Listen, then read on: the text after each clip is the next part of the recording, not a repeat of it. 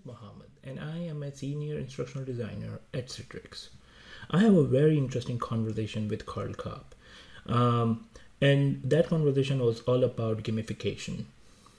Gamification is one of the most interesting approach that anyone can use to design and develop e-learning courses, trainings, instructor-led trainings, and it's very demanding right now. Karl Kapp is a professor at Bloomberg University, and he had written so many books on gamification. In this video, what I have done is that I came up with few questions because I am involved in professional skill course right now, and it is one of the course that I have to develop for the company. And I'm thinking to add gamification component into it. I came up with some of the questions that I have asked in Karl Kapp in this video. Among all the other questions, one of the most important questions that I have asked was whether gamification is needed in this course or not. Let's see his reply. Right, that's a great question. So I actually divide gamification into three types of gamification. So one is performance-based gamification. That's where your everyday tasks like order entry or call center is tied to a gamified platform. So what you would do on a normal day, you would earn points or badges. You get some gamified reward for that. So that's one kind of gamification. Yeah. Probably not the best in this particular case for what you're trying to accomplish. Because professional skills are a little bit harder to measure than time on a call or questions answered or something like that. Then there's content gamification, which is to change the content of the instruction to be more game-like. Okay. So rather than, for example, start a learning session with 3 learning objectives, you might start with a challenge, right? So your challenge is someone comes into your office and they're upset. How do you calm them down, right? So that would be kind of a challenge. Okay. That's content gamification. Then the third is what I call structural gamification, which basically is a gamified system around existing content, but the content is not changed to be more game-like, just the structure. So, for example, you watch a video, you earn so many points. You answer a question, you earn so many points. You earn so many points, and then you level up, those kind of things. For professional skills, I think one of the important things is you want people to gain confidence and competence that they can do that. Yes, exactly. So you'd want to, I think, put them in situations where they're making decisions, and if they're making the right decisions, one of the things you can micro-credential them or badging, I think, is a very effective tool for that. Leveling might be an effective tool for this kind of experience as well. So those kind of things, I think, work in naturally with gamification. I think professional skills also is very intrinsically motivating because people want to do a good job. They want to be professional for the most part. Maybe they don't know how or they're not familiar with it. So it's more of a feedback based on reinforcing behaviors, based on decisions that they've made. I think that's going to drive them to that. So one of the things that a lot of people forget about gamification, or think about gamification, is they all automatically think, oh, it has to look like a game. We have to be having a great time. We have to be laughing out loud, all that kind of stuff. But actually, if you think about it, gamification is just using techniques for engagement. Yeah. So if you think of, I'm trying to get professional skills, I might want to know progress. Like, am I making any progress in gaining these skills? I might want reinforcement of application. Am I doing a good job? Am I not doing a good job? I might want a practice. I might want to know which context to use them in. So all of those elements, which not necessarily a game, but elements that are used in games, could be very effective for professional skills instruction. So I think content gamification, where you're putting the learner into a situation where they have to apply professional skills, they get evaluated on how well they did it, and they either make or don't make progress toward being, a full-fledged professional, I think is a good way to consider that. Perfect. So let's think. I'm just thinking about the badging and the levels-based gamification. I'm just thinking because this particular course that I'm working on, is a communication skills course, and where we have to evaluate the sub skills of the course. So for example, listening, it could be one of the sub skill, and Right. negotiation skills, or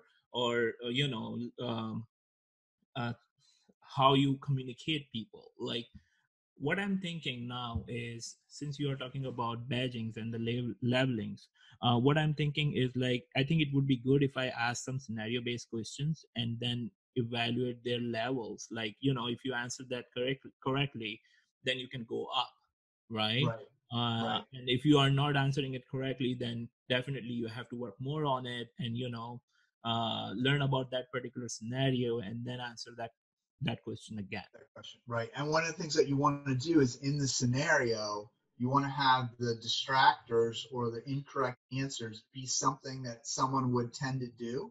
And Mm-hmm. so you could actually make a good, better, best, or you could even assign points to those. So let's say that you answered the middle answer. Well, Okay. the points are going to give you indication of, hey, that wasn't the best answer. It was kind of in the middle because you could have earned 1,000 points. You only earned 500. Oh, okay. And at the end, then, if I earned so many 500 points, you could say, well, you've got a middle level knowledge of Yeah. professional skills. Here's some things you need to think about. Go back and try it again. And then that way, you're giving the learner feedback about how well they know the skills. You could give them, a basic badge. And they're like, oh, okay, I want to do better because I want to get the highest badge. So you could actually weave several elements into this branching scenario situation where they're answering questions in the scenario, but you're setting them up to answer what most people would answer wrong. Definitely. Yeah, I think that's a very good tip. One last question. I know that you are extremely busy. The last question that I've had is, what are the biggest challenge that you faced, or somebody asked you, like, these are the I'm planning to apply gamification into my e-learning courses, and there are some challenges that I'm receiving, right? What are those challenges that they are getting, and what are the challenges that you have heard from the people? Right. So one of the biggest challenges I think is um, I've had too many people want to start with the technology and not start with the learning problem that they're trying to solve, which ultimately is a business problem. Yeah. So sometimes I say to people, well, consider every option other than gamification. Like, how would you solve this problem any other way? Mm-hmm. Because they get so fixated on the tools. The tools are a lot of them are very easy to use, but the problem is they're very easy to use, right? So, we'll just throw gamification in without thinking it through. So I think Yeah. that's an issue. The other issue that I've run into with gamification is it's weird because um, the the supervisor or manager will say, no, they won't like this because, it's too childish, Yeah. or they're not going to like that, or whatever.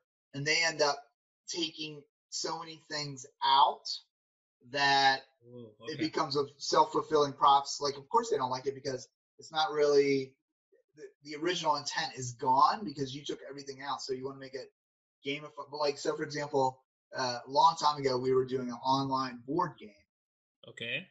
and uh, one of the sponsors of the project said, well, in this board game, I want the learner to land on every square. Okay. And I said, well, then it's not a game if you land on every single square. Like, you Yeah. can't, you roll the dice, but you still have to move one space. I said, that's a sequential learning event. It's not a game. There's no chance. There's no luck. There's nothing. But he's like, they have to know all the content. So I think there's this big, huge thing about content versus learning.